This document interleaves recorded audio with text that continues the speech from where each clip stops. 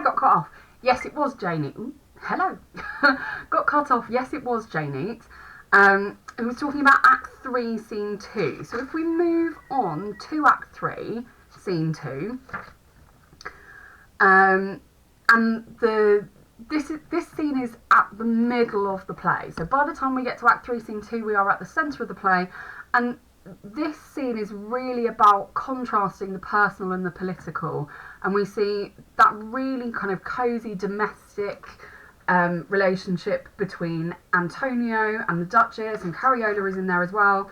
But there's all that kind of those sexual jokes, the my rule is only in the night, to what use will you put me, what rest can two lovers find in sleep, all of the mockery with Cariola. And then off they go, they exit, and the Duchess thinks at this moment that it's Antonio behind her, where she's talking about, doth not the colour of my hair begin to change? When I wax grey, I shall have all the court powder their hair with Aris to be like me. There's that moment of feminine vanity, and then in behind her comes Ferdinand, and we can see him, but the Duchess can't. So there's that horrible moment of revelation. Ferdinand still doesn't know who her husband is, or who has leapt my sister. Whatever you are, that does leap my sister. Okay? And then the second half of this scene is the Duchess dealing with it and kind of making her confession to Bosola. And the Duchess and Antonio, we'll talk about that in detail, but on page 67, it is worth just having a look and noting the way that the Duchess and Antonio speak to each other.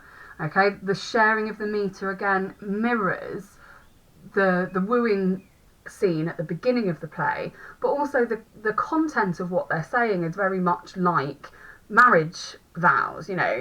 We confiscate all that you have, I am all yours, and 'tis very fit all mine should be so. What it is to serve a prince with body and soul. This is a private conversation that they're managing to have in the public eye, and concealing it to make it seem like a condemnation, like she's telling him off. Okay? And then at the bottom, so we're at Act 3, Scene 2, from line 210, the Duchess says, I would know what your opinions are of this Antonio. And all the officers tell her what they think she wants to hear. Oh, he's dreadful. Oh, I would have thought he was a Jew. Look at him. There's all that prejudice. And then she asks Bosola, and Bosola says, these are rogues that in his prosperity, but to have waited on his fortune, could have wished his dirty stirrup riveted through their noses and followed after his mule like a bear in a ring. You ask these guys, when he was popular, they would have done anything for him, but now he's fallen from grace, they don't want to know. These are the flattering sycophants that Antonio talks about in the very first page of the play. And Bosola says to the Duchess, you've messed up here. He is honest. You are never going to see his like again.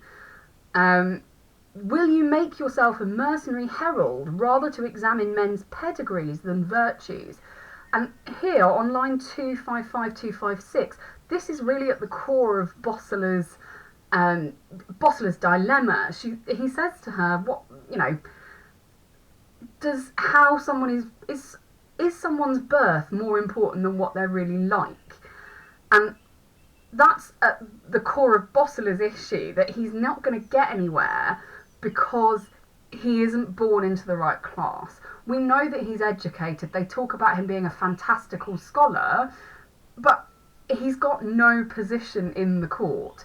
And we can link that back contextually to James I and that idea of nepotism, and the way that Elizabeth I really invested in education and the arts, and how that was not necessarily done away with, but the opportunities that were kind of promised to those earlier individuals, those people who'd gone off to get themselves educated, were not necessarily there by the beginning of the 17th century. You can also link that to critic Jonathan Dollimore, who is a new historicist and Marxist critic, who talks quite a lot about the way that Webster's malcontents are products of the society in which they're born. And the line there is that they are displaced intellectuals, that they are clever enough and intelligent enough to understand the way that the world works around them, but they are in some way kind of dispossessed. They're denied access to the way that works. And we did some contextual reading on this weeks ago in George Abbott. It's on the British Library website for Revenge Tragedy, and you can't find it, but I did print it and give it to you all, so you should have it. There's a good bit about the malcontent in there, and about what the malcontent represents, and ideas about how you can link it to Hamlet as well, and that idea about philosophy. So, back to the text. I've waffled on for ages. If you look at page 70, okay, this section here that I've helpfully highlighted in green, this is my version, my copy from when I was at A level, so it's ancient and struggling. But this line here, which you can't properly see, so I'll read it. Do I not dream, can this ambitious age have so much goodness in it as to prefer a man merely for worth, without these shadows of wealth and painted honours? So this is Bosola saying, oh my God, you know, is there a world where actually you can be promoted, you can be valued for what you are rather than who you are? And that goes back to at the beginning of the play, where he talks about the melancholy age where the only reward of doing good is the doing of it. You know, Bosola wants a world that works on virtue, and actually it doesn't necessarily happen. And he says, you know, Antonio's great, you know, from you two will come all of these dreams of equality and this idea of an egalitarian marriage. Look at my mug. Isn't my mug the coolest thing ever?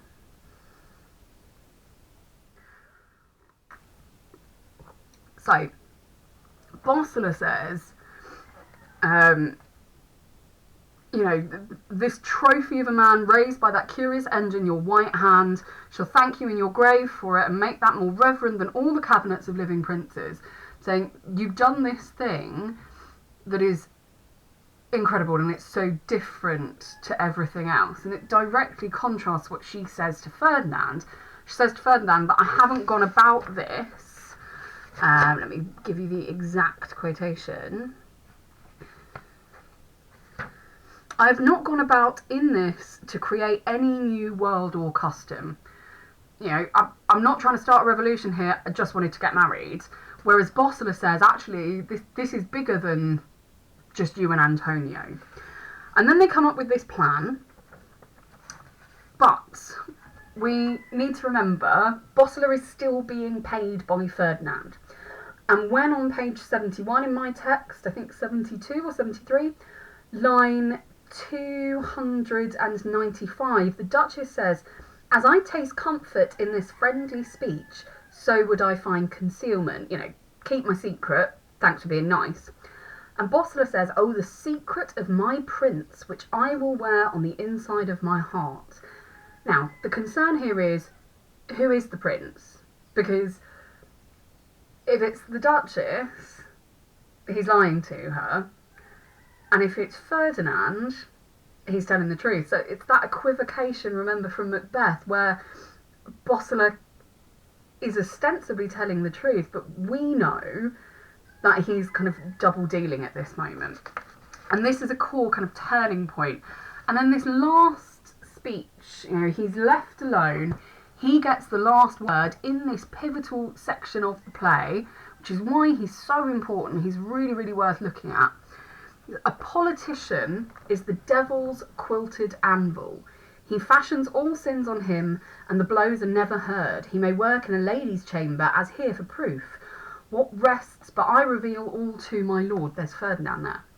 Oh, this base quality of intelligencer, why every quality in the world prefers but gain or commendation. Now I for this act I am certain to be raised, and men that paint weeds to the life are praised. He says, I'm going to do well out of this, but I don't feel good about it.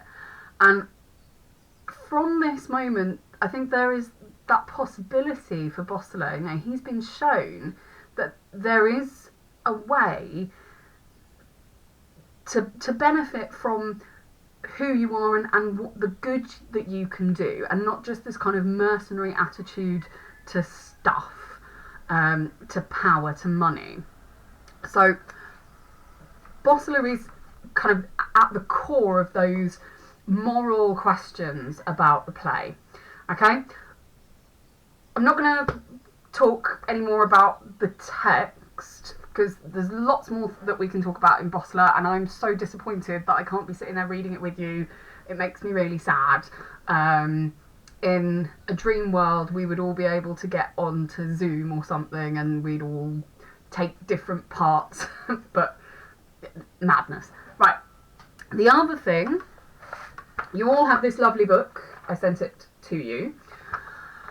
It's got some really good sections on characterisation. It's designed for you to work through it once you finish reading the play. So once we finish reading within the next kind of week or so, we'll be doing a lot more work based on the workbook.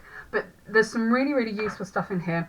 In chapter 3, there's a whole section on Bosola. So on page 37, what might be useful for this essay is the opening couple of pages. Okay, they talk about him being the only court Gaul, his education, and how similar he is to Antonio as well. You know, if we think about the very common early modern practice of twinning characters, you've often got pairs. So here we've got Antonio and Bosola, we've got the Duchess and Julia.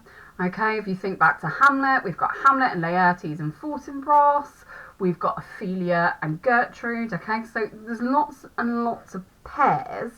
And from a critical standpoint, if you're thinking about kind of postmodern or deconstructionist theory, that Jacques Derrida idea about to know one thing, you have to know its opposite.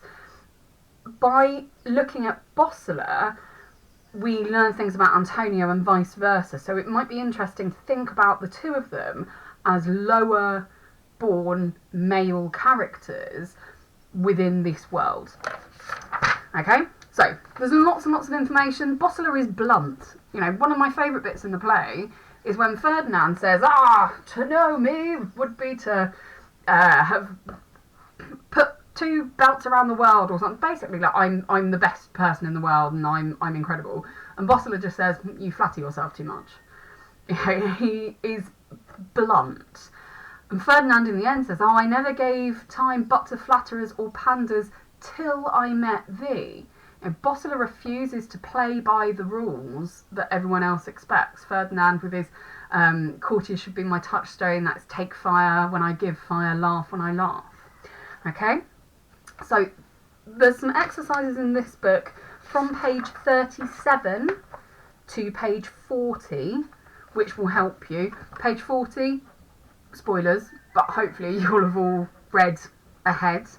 Okay, I'm going to stop filming live now and I'm going to shift to filming PowerPoint, and I'll do a little bit of planning with you. Okay, so lovely to see you all. If you've got any questions, I think it would work really nicely that if there are things that you're struggling with, that you're worried about, that you don't understand, or that you'd like to go over, if you drop me an email during the week, doing this every Friday and uploading, okay? Because I think it probably works better and it's easier than trying to answer about 50 million emails, okay? So yes, take care. Drop me an email if there's any problems. Look after yourselves. Stay safe. Stay indoors. Don't go too stir crazy. Don't sleep until the afternoon. All right. Bye.